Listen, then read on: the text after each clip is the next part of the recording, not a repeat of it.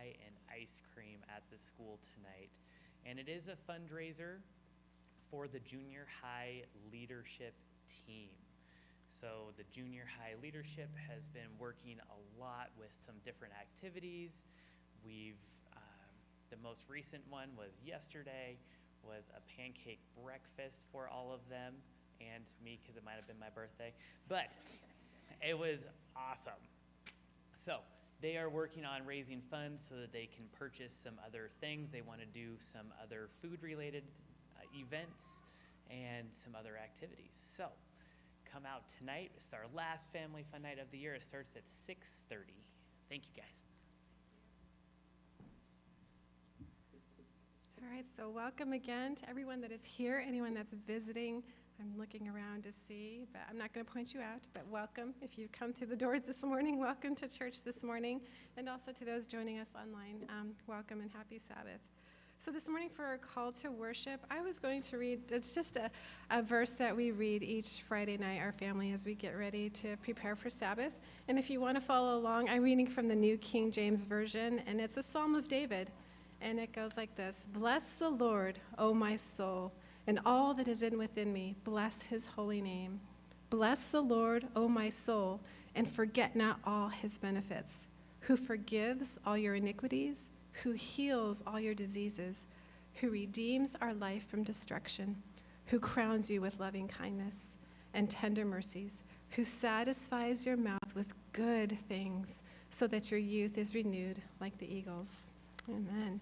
And we have a special announcement, I think, from Pastor Tim, a video coming up.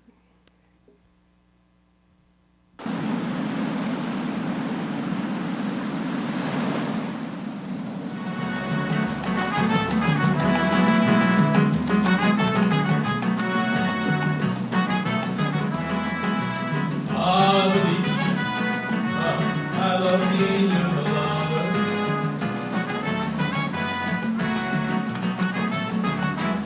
Oh, didn't know you guys were here. I'm on vacation right now, but there's some things I'd like to share with you. So hopefully you can join us. Hey, back from vacation. Well, technically not back from vacation yet, but I wanted to talk to you this Sabbath just to share a few things with you that's been happening last week.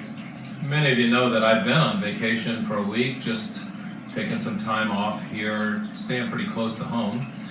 But I know that many of you have received some texts, some emails, asking if you would do something for me. I think they wanted you to buy some gift cards, get them sent to a cancer patient.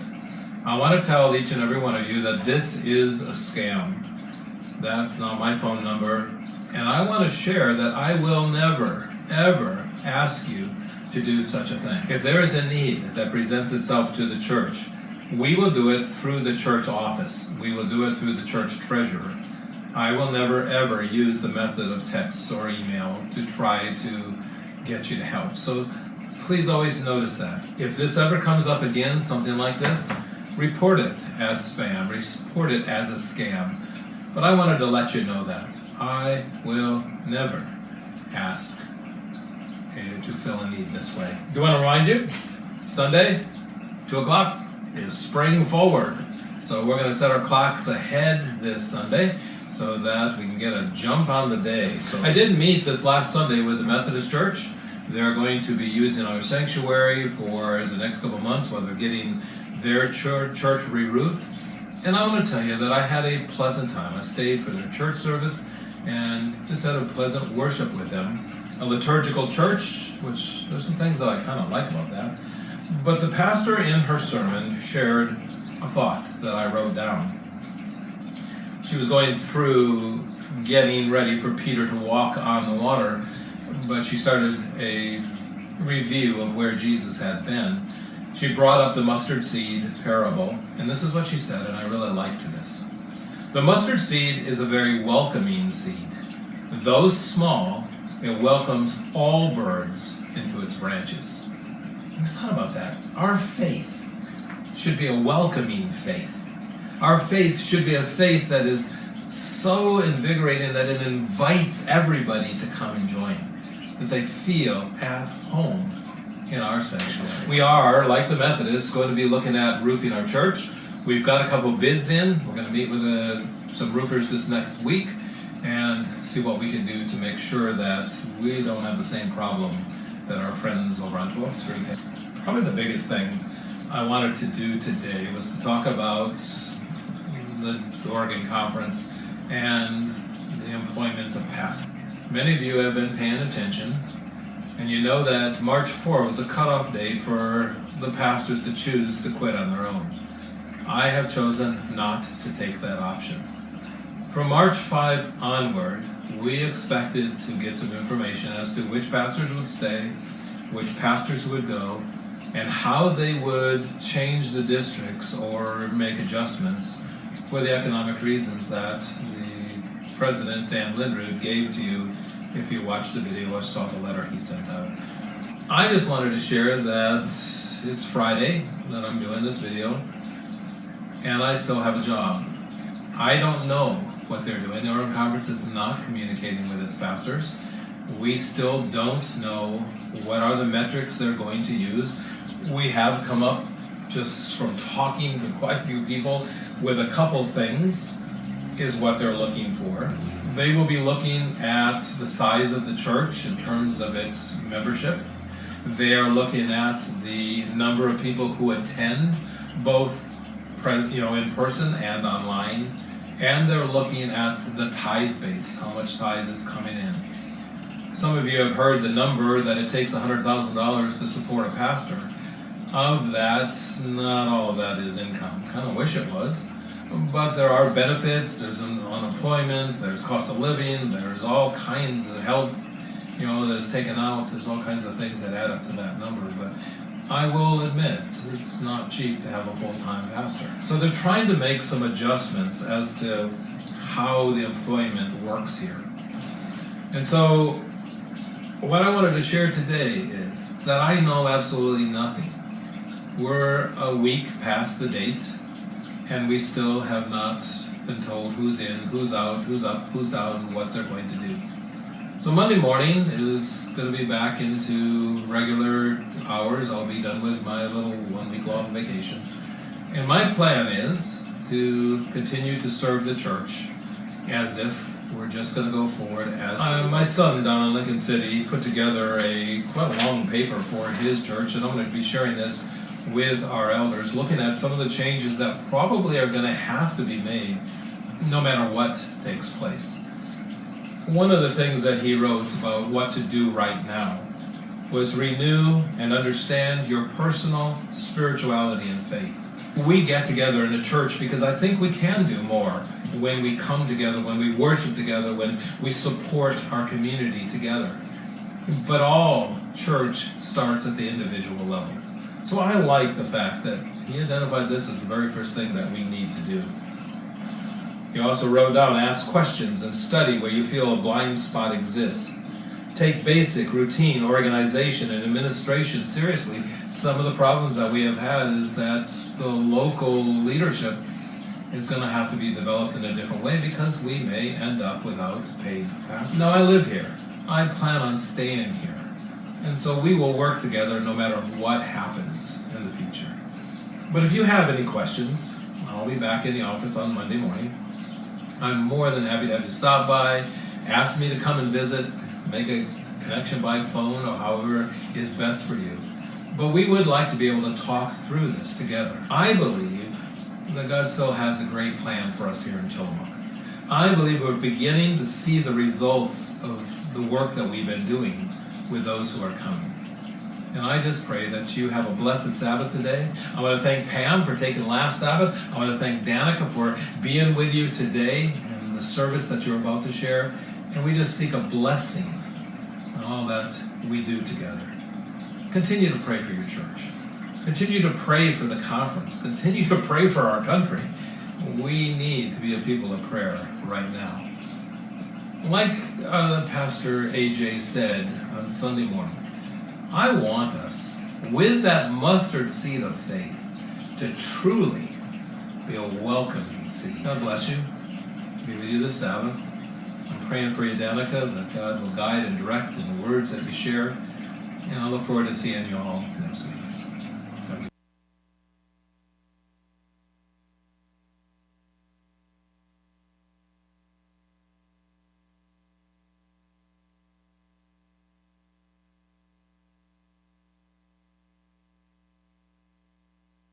It's time to go ahead and stand up and sing our opening song. Yeah, thank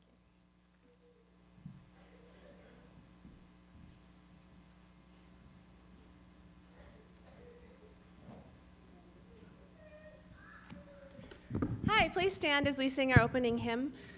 Hymn number 469.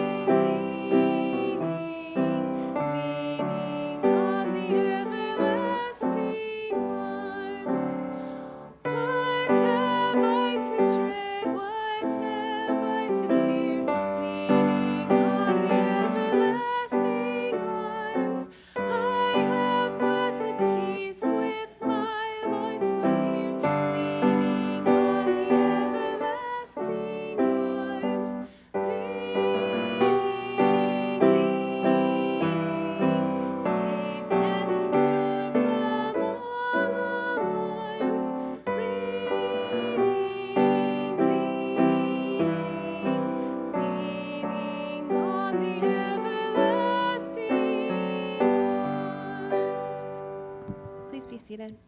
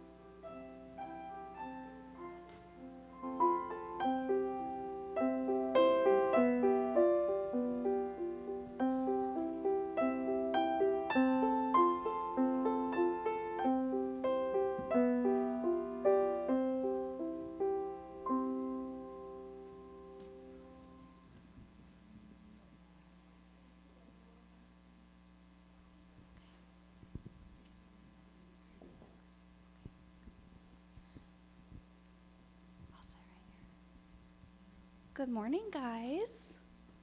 How are you? Good. If you go to Tillamook Adventist School, you might know me as Mrs. Moturi. But if you don't, my name is also Holly, so it's good to see you guys. I wanted to talk about friendship today. So I want you to raise your hand if you can tell me what a friend is or what a friend does. Lucas.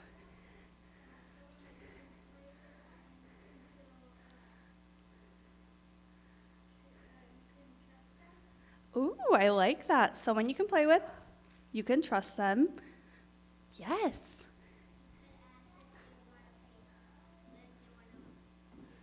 Oh, you ask if they want to be friends. Ooh, that's great. I'm going to talk about that today, so I love that. Yes. What's a friend? What's a good friend?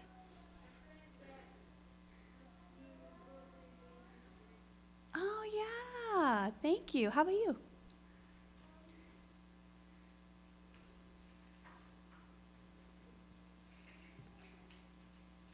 Want some time to think about it and raise your hand if you remember it? Perfect. Okay, so, oh yes, no way. What's a friend? Do you want to play with me? I love that. So I'm going to talk about friends today. Now, I'm going to tell a short story about when I was in 7th grade. So I know that's probably older than most of you guys, but raise your hand if you've ever been to a new school. Yeah, Eva, you've been to a new school, and I know you've been to a new school, and were you maybe kind of scared? Kind of nervous? When I was in 7th grade, I went to a new school, and I didn't know anybody, and I was really scared, and I was really nervous because I thought, what if I don't make any friends? And you know what?